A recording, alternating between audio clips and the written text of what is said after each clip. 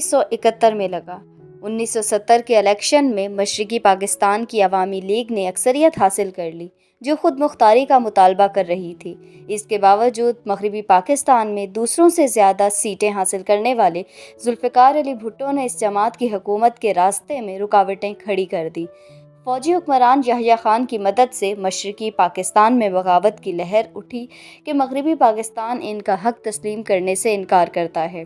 याह्या खान ने इख्तलाफ करने वालों को सरकोबी के लिए मशरक़ी पाकिस्तान में फ़ौज उतार दी, वही फ़ौज जिसकी निगरानी में बालिग़ राय दही पर मबनी मुनसिफ़ाना इलेक्शन हुआ था। मशरक़ी पाकिस्तान में फ़ौजी कार्रवाई शुरू हुई तो भुट्टो कराची के हवाई अड्डे पर उतरे और कहा, खुदा का शुक्र है कि पाकिस्तान बच गया। नताइज तबाहकुन थे। हज़ारों अफराद कत्ल कर दिए गए और लाखों ने भारत की तरफ हिजरत की। मैं पाकिस्तान के अंडर 19 क्रिकेट टीम के साथ ढाका से आने वाली आखिरी परवाज़ में वापस आया। जब वहाँ हम खेल रहे थे, न सिर्फ तमाशाइयों बल्कि मुकाबिल खिलाड़ियों में भी मुखासमत के जज्बात आश्कार थे। मशरक़ी पाकिस्तान की टीम के कप्तान अशरफुल हक ने, जो बाद में मेरा दोस्त बन गया, एक दिन रात के खाने पर मुझे इन तल्ख़ एहसासात के बारे में बताया जो अब चारों तरफ झलक रहे थे। उसने कहा कि मुझे ऐसे लोग पाकिस्तान से वाबस्ता रहने के ख्वाहिशमंद हैं, बशर्त ये कि हमारे हकूक़ हमें दिए जाएँ, वगरना आज़ादी की फ़ाल तहरीक उठ खड़ी होगी। ये बात सुनकर मैं हक्का बक्का रह गया, इसलिए कि हमें तो हालात का अंदाज़ा ही ना था। ये मगरबी पाकिस्तान के प्रेशर का नतीजा था। इसके बावजूद मुझे और मेरे दोस्तों को ख्याल ना आया कि मुल्क टूट भी सकता है। पेदर पे मगरबी पाकिस्तान में तबाहकुन गलतियों का इर्तिकाब हुआ, भारत को जिनसे फ़ायदा उठाने का मौका मिल गया। नेहरू की बेटी इंदिरा गांधी ने, जो अब हिंदुस्तान की वज़ीर आज़म थी, फ़ैसला किया कि बागियों की मदद की जाए। 1965 की जंग के बरक्स अब की बार आसानी से हम हार गए। ढाका में हमारी फ़ौज ने हथियार डालने की दस्तावेज़ पर दस्तखत किए और 90,000 अफराद को जंगी कैदी बना दिया गया। हमारा वतन 2 हिस्सों में बटा और बांग्लादेश के नाम पर एक नया मुल्क वजूद में आ गया। नेहरू कायदे आज़म के तसव्वुर पाकिस्तान को तबाह करने के लिए सरगर्म रहे, मगर इनका कुछ भी बिगाड़ न सके। इनकी बेटी ने बाप से कहीं बड़ी कामयाबी हासिल कर ली थी। पाकिस्तान इस तसव्वुर की बुनियाद पर वजूद में आया था कि बरे सग़ीर के तमाम मुसलमानों का घर है। 1971 की तबाहकुन शख्सियत, शिकस्त और तौहीन के बाद हमारी फ़ौज के दिलों में जिसकी तल्ख़ यादें ज़िंदा हैं, अब ये महज मगरबी पाकिस्तानियों का वतन है। 3 बरस बाद 1974 में अशरफुल हक से दोबारा मुलाकात हुई। 1971 के हंगामों में मरने वालों की जो तादाद उसने बताई, इस पर मुझे धचका लगा। दोनों तरफ से बताए गए अदाद-ओ-शुमार मुख्तलिफ हैं, तस्दीक करना मुमकिन नहीं। करीन क़यास यही है कि लाखों मरे और इनसे ज़्यादा हिजरत पर मजबूर हुए। अब तक बरतानिया और भारत के लोगों से मैं बहस करता आया था कि ये सब प्रोपेगेंडा है, पाकिस्तान और इसकी फ़ौज के ख़िलाफ़। अशरफुल हक की बातें सुनने के बाद मैंने महसूस किया कि सरकारी प्रोपेगेंडे पर कभी एतबार ना करना चाहिए और अपने ही लोगों के ख़िलाफ़ फ़ौजी कार्रवाई की हिमायत से हमेशा बचना चाहिए। क्रिकेट की ज़िंदगी का आगाज़ था। 1971 के मौसम गर्मा में इंग्लैंड के ख़िलाफ़ पाकिस्तान की तरफ से मैंने पहला मैच खेला। सेंसर ज़दा अखबारात और सरकारी टीवी से दूर पहली बार आलमी प्रेस तक रसाई हुई। एक तरफ पाकिस्तानी फ़ौज के हथियार डालने का मंजर, दूसरी तरफ हमसे मंसूब कत्लेआम। बेपनाह सदमा था। अफवाज और हुकूमत हमें बताते रहे कि आखिरी सांस तक वो लड़ेंगे। शिकस्त से 24 घंटे कबल मेरे कबीले के जनरल न्याजी ने BBC को इंटरव्यू दिया कि आखिरी आदमी तक वो मुकाबला करेंगे। फिर हथियार डालने का मंजर अजियत से दो चार करने वाली पस्त हिम्मती और कलक लेकर आया। मुल्क के मुस्तकबिल पर एतमाद मुतज़्ज़ल होने लगा। दूसरों की तरह मैंने भी सरकारी प्रोपेगेंडे पर यकीन कर लिया था कि मुकाबिल जंगजू, दहशतगर्द और भारत की पश्तपनाही से बरोएकार आने वाले बागी हैं। सच तो ये है कि हमें इन्हें भारत का एजेंट ही समझते थे। यही इस्तिलाहात अब कबायली इलाकों और बलोचिस्तान के बारे में बरती जाती हैं। तब भी मसले की जड़ से निमटने की बजाय हम मर्ज़ की अलामतों से बरसरे जंग रहे। हम पाकिस्तानी अवाम की उमंगों का इदराक कर सके और ना उनका एहतराम। उस दिक से कई साल मुझे गुजरना पड़ा कि गैर मुल्की मेरे वतन के बारे में किस तरह सोचते और क्या राय वो रखते हैं। घर से बहुत दूर मैं एक डरावने ख्वाब से जाग उठा था। अकेला, यकसर, तन्हा और गैर महफूज। ज़िंदगी में पहली बार लोगों का सामना करना में दुश्वारी हुई। میچ ختم ہونے کے بعد میں وہیں رکا کہ گرامر اسکول میں اپنی تعلیم مکمل کروں۔ مقامی لوگوں میں کوئی دوست بنانا مشکل نظر آیا، تقریباً ناممکن ہی۔ البتہ رشتے کے بھائیوں اور اسکول کے بعض ساتھیوں سے گہرا تعلق تھا۔ کسی بھی وقت ایک دوسرے کے گھروں میں جا پہنچتے۔ تعلقات گہرے اور سچے تھے، چنانچہ ہر طرح کے حسد اور تلخی سے محفوظ۔ مشکل مگر یہ تھی کہ زیادہ وقت اجنبیوں میں گزرتا، ان کے انداز مختلف، جینے کا ڈھنگ اور۔ میں ایک مربوط خاندان میں پلا تھا جس میں سب ایک دوسرے بہت قریب تھے۔ انگلینڈ میں ایسی کوئی پائیدار دوستی تب قائم نہ ہو سکی جیسا کہ پاکستان میں تھی۔ ماہوں سال گزرنے کے بعد اگرچہ معاملہ کافی بدل گیا۔ 1972 میں اے لیول کی تکمیل کے بعد میں آکسفورڈ یونیورسٹی میں جا داخل ہوا۔ یہ ایک نئی دنیا تھی، ایک دھماکہ خیز مرحلہ۔ جس انگریز کلچر سے ہم واقف تھے، اپنے بزرگوں کی سنائی ہوئی داستانوں، انگریزی پڑھانے والے اساتذہ، دوستوں کے مشاہدات، کتابوں اور کہانیوں کے ذریعے وہ اب تحلیل ہونے لگا۔ ایک ہمہ گیر بغاوت نے اس کی جگہ لے لی تھی۔ جنس زدگی، منشیات اور راک اینڈ رول۔ ملکہ وکٹوریہ کے عہد سے برطانوی معاشرے میں جس اخلاقیات کا چرچا اور لگن تھی، ہماری پہلی نسل میں جس کا ذکر رہا کرتا، نہایت تیزی کے ساتھ وہ مٹتی جا رہی تھی اور اب انہیں منافقت قرار دے دیا گیا تھا۔ معاشرے پر بری طرح اثر انداز ہونے والی فلمیں، مقبول گلوکار کا جنسی آزاد روی، منشیات اور اخلاقی بندھن توڑ دینے کی تعلیم دے رہے تھے۔ قسم کھانا فیشن بن گیا اور پارسائی اور شرم و حیا کو دقیانوسی خیال کیا جانے لگا۔ سب سے بڑا حملہ وجود باری تعالیٰ اور مذہب پر تھا۔ پاکستان کا انگریزی خواہ طبقہ مذہب کو قدامت پسندی قرار دیتا برسر عام، مگر اس طرح کے حملے کی جرأت اس میں کبھی نہ ہو سکی۔ ان میں سے اکثر مذہبی رسوم بجا لاتے اور خود کو مذہبی ہی سمجھتے۔ برطانیہ میں مذہب مگر مذاق اور تمسخر کا نشانہ ہو گیا۔ اس دور میں بننے والی کئی فلموں، مثلاً مونٹی پیتھون's فلائنگ سرکس اور دی لائف آف برائن میں پادریوں اور راہباؤں کو جنسی مریض دکھایا گیا۔ مائک جگر اور ڈیوڈ بوئی ایسے کردار مثالی ہو گئے۔ مارکسزم کے ماننے والوں کی طرح مذہب کو مسترد کیا جانے لگا۔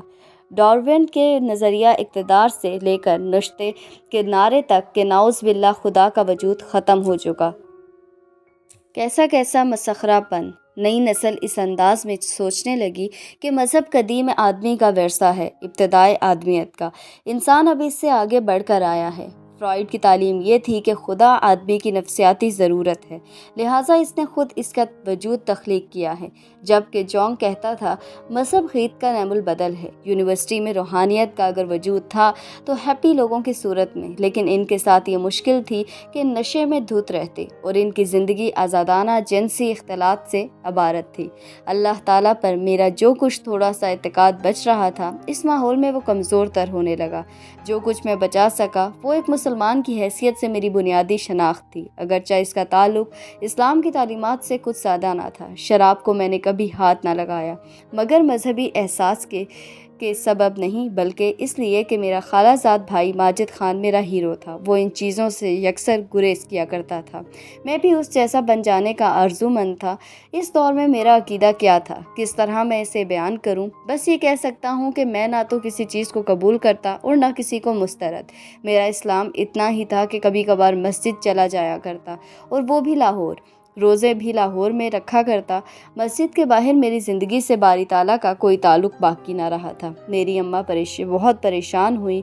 روحانیت ان کے شب و روز اور رگ رگ میں تھی۔ وہ مجھے قرآن پاک پڑھنے کی تلقین کرتی کہ اسے سمجھ پاؤں اور رہنمائی حاصل کروں۔ ان سے میری محبت مجھے آمادہ کرتی۔ کوشش میں کرتا لیکن پھر کنارہ کش ہو جاتا۔ بہت بعد میں مجھے اندازہ ہوا کہ میرے اس طرز عمل کا سبب کیا تھا۔ آکسفورڈ میں سرما کا پہلا موسم عذاب بن کر اترا، سیاہ، سرد اور نرم۔ موسم ویران موسم میرے دل میں لاہور کی یادوں کا ہجوم لے کر آتا۔ ساری دنیا میں لاہور کے گلابی جاڑوں سے زیادہ مہربان موسم کوئی نہیں۔ سورج کی سنہری کرنوں سے دمکتے دن اور سرد راتیں، جب آپ آتش دان کے سامنے آسودہ ہو جاتے ہیں، اپنی ماں کو میں کبھی نہ بتاتا کہ میں ناخوش و بیزار ہوں۔ ایک لفظ بھی اس بارے میں نہ لکھا نہ تھا۔ ایک خط کو پڑھتے ہوئے اس کے دل نے مگر نہ جانے کیسے جان لیا۔ ممتا کی اس ماری نے مجھے لکھا، فوراً گھر لوٹ آؤ۔ ان کے پیار کی شدت نے یہ کہنے پر انہیں مجبور کر دیا، لوٹ آؤ، اپنی تعلیم بعد میں مکمل کر لینا، اگر نہ چاہو تو مت پڑھنا، ایسا بھی یہ ضروری نہیں۔ اسی محبت نے میرا ہاتھ تھام لیا، مجھے حوصلہ عطا کیا اور وہ احساس تحفظ دیا کہ میں ایک بھرپور زندگی جی سکا۔ ان کی الفت نے اپنے فرزند پر ان کے کامل بھروسے سے مجھے عزت نفس کا شعور بخشا، جو کامیاب زندگی کا لازمہ ہے۔ ان انگریز طلباء کے مقابلے میں کس قدر میں خوش قسمت تھا جو دباؤ کا شکار رہتے کہ جلد از جلد تعلیم مکمل کرنے کے بعد فوراً ہی ملازمت تلاش کریں۔ ان میں سے اکثر پہلے ہی والدین کے گھر چھوڑ آئے تھے۔ ہم پاکستانیوں کے لیے تو یہ تصور ہی اذیت ناک ہوتا۔ ہمارے رشتے اور کچھ اور طرح کے ہیں۔ کوئی اپنے باپ بیٹے کو گھر سے نکال سکتا، کیسے نکال سکتا ہے؟ کوئی بیٹا اپنے والدین سے جدا کیسے ہو سکتا ہے؟ بڑھاپے میں اس کی نگہداشت کرنا ہے، یہ ایک روحانی عمل ہے، محض اخلاقی فریضہ نہیں۔ شاید یہ کوئی اتفاق نہیں کہ آکسفورڈ میں میرا بہترین دوست ایک ہندوستانی تھا، وکرم مہتا۔ میری طرح بھی وہ ایک قدامت پسند خاندان سے تعلق رکھتا تھا۔ میری طرح اس نے ایک انگریزی اسکول میں تعلیم پائی۔ ہم 3 آدمی قریب آ گئے، وزیر اعظم ذوالفقار علی بھٹو کی بیٹی بے نظیر، میں اور وکرم۔ صرف اسی لیے نہیں کہ ہمارا ایک ہی پس منظر تھا، بلکہ اس لیے بھی کہ ہمارے مضامین بھی ایک تھے۔ ہم سب اقتصادیات اور پولیٹیکل سائنس کی تعلیم حاصل کرنے میں مصروف تھے۔ ہر اتوار کو لیڈی مارگریٹ ہال میں ہم بے نظیر سے ملنے جایا کرتے۔ دوپہر کو دوسرے لوگ بھی اس سے ملنے آتے اور ضیافت اڑایا کرتے۔ وہ انہیں پنیر اور سینڈوچ پیش کرتی۔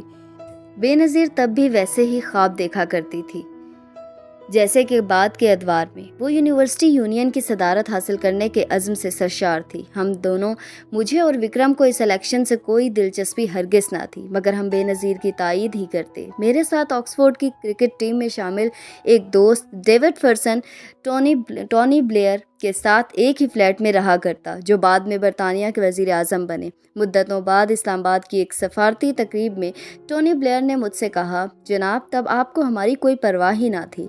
یونیورسٹی میں تعلیم کی تکمیل کے بعد سرما کا موسم لاہور اور گرما کے دن میں برطانیہ میں گزرتا، جہاں میں سارا وقت کرکٹ کھیلنے میں صرف کرتا۔ پاکستان میں خوش قسمتی سے اب ایسے لوگوں سے میری ملاقاتیں ہوئیں جو اللہ پر پختہ ایمان رکھنے والے تھے۔ عام آدمی کی زندگی میں تو اللہ کا وجود جاری و ساری ہی ہمیشہ، اگرچہ وہ اسلامی حکام کی پابندی نہ کرتے، مگر وہ ان کا رب تھا اور وہ اس کو مانتے تھے۔ خطائیں ان سے سرزد ہوتی، مگر وہ شرمسار ہو کر ان کے سامنے جھک جاتے اور توبہ کرتے۔ مصائب آتے تو اللہ کی رضا مان کر صبر کرنے کی کوشش کرتے۔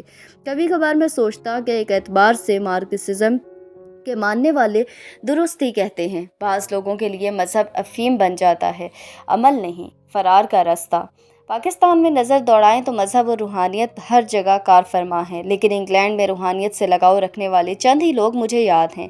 ان میں سے ایک تو اینڈریو، جو آکسفورڈ کی ٹیم میں میرے ساتھ تھا اور بعد میں پادری بن گیا تھا، اور برطانوی کرکٹ ٹیم کا وکٹ کیپر۔ ایک واقعہ ایسا پیش آیا کہ مجھے یاد رہے گا۔ 1978 میں ایلن ناٹ بھی کیری پیکر کی اس عالمی 11 کا حصہ تھے، میں بھی جس میں شامل رہا۔ ایک میچ کے بعد ہم اس سوال پر بحث کرتے رہے کہ انعامی رقم کس طرح بانٹی جائے۔ کھیلنے والے 12 کھلاڑیوں میں برابر یا ان 6 عدد ساتھیوں کو بھی شریک کر لیا جائے جو اس روز شامل نہ ہوئے کہ کہیں اور کھیل رہے تھے، اگرچہ ٹیم کا حصہ تو تھے۔ کچھ دیر کی بحث کے بعد ہم نے طے کر لیا کہ یہ صرف ان کا حق ہے جو سخت مقابلے میں شامل تھے۔ نوٹ کو اس پر بہت صدمہ ہوا۔ اس نے کہا، یہ تو لالچ ہے، نرا لالچ۔ اگر وہ ہمارے ساتھی ہیں، ہم ان کے ساتھ سری ناانصافی کے مرتکب ہیں۔ اس کا رویہ یہ ایسا مضبوط تھا، اتنی اس کی عزت تھی کہ ہم سب شرمندہ ہوئے اور انعام کی رقم میں اپنے ساتھیوں کو شریک کر لیا، جنہیں ابھی کچھ دیر پہلے ہم بھلا دینے پر تلے تھے۔ برطانیہ میں جب اپنی زندگی سنوارنے اور ترتیب دینے کی کوشش میں لگا تھا تو میرا وطن بھی تبدیلی کے عمل سے دوچار تھا۔